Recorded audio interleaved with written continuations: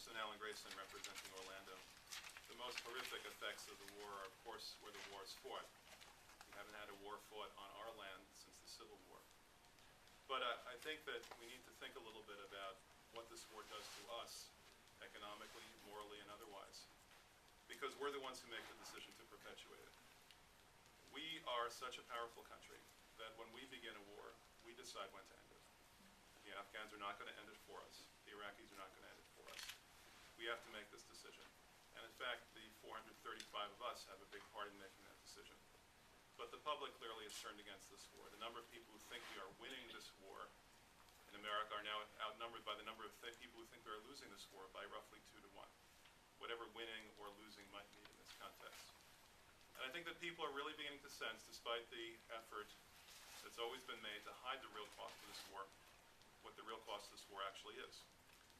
Next year, the president has asked for $159 billion simply to pursue these wars, in addition to $549 billion that he wants to keep the lights on in the Pentagon.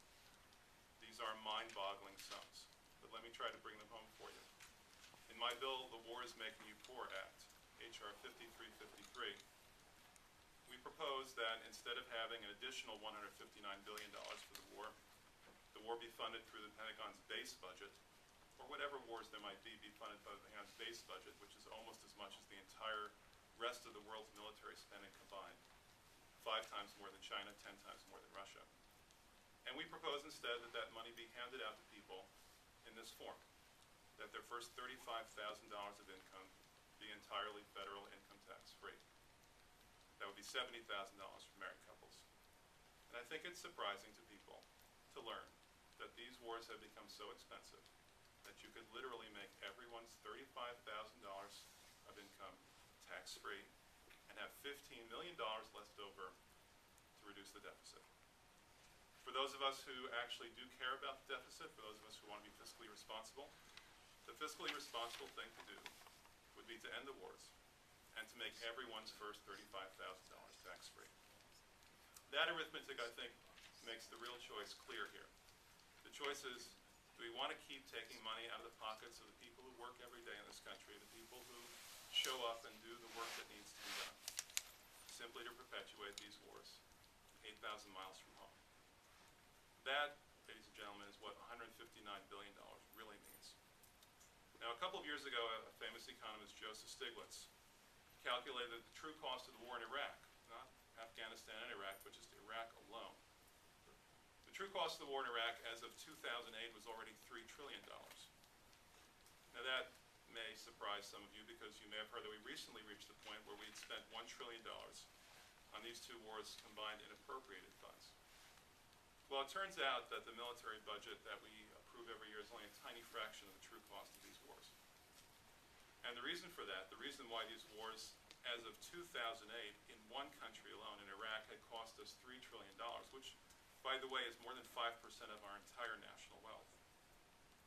The reason why the war in Iraq alone had cost us $3 trillion, $10,000 for every man, woman, and child in this country, by 2008, is because we are responsible for taking care of the people who return home injured. And there are an unbelievable number of servicemen and women who already have returned from these wars injured. Chairman Filner alluded to that earlier. If you want to learn more about this, you can pick up a copy of the New England Journal of Medicine, dated January 31st, 2008, a report called Mild Traumatic Brain Injury in U.S. Soldiers Returning from Iraq. What this report found, giving a top-to-bottom scan of soldiers returning from Iraq, is that 15% of all the soldiers who have served in Iraq return with permanent brain damage. Return with ascertainable, medically treated, permanent brain damage. Abnormalities in their brains. We're not talking about something subjective here. We're talking about if you do a CAT scan, you can see it. Now, it turns out that almost 2 million Americans have served now in Iraq and Afghanistan combined. Do the math.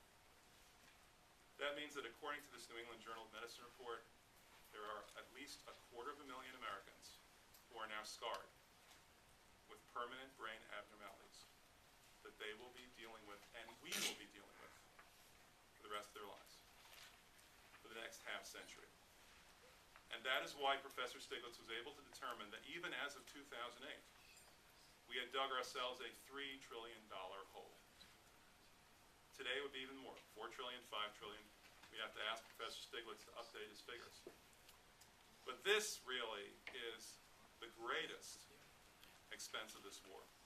And of course, it's not only an expense in dollars, it's an expense in human lives, and the lives of our fellow Americans, the people who we are supposed to be protecting. I ask you, what is it that Osama bin Laden could have possibly done that would have permanently injured 250,000 Americans? It's hard to think of anything. What is it that Osama bin Laden could have possibly done that would have robbed us of 5% of our national wealth?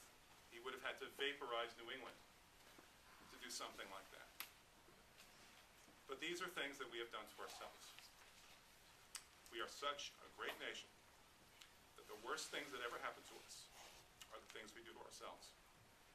And I, for one, say, enough is enough. Thank you.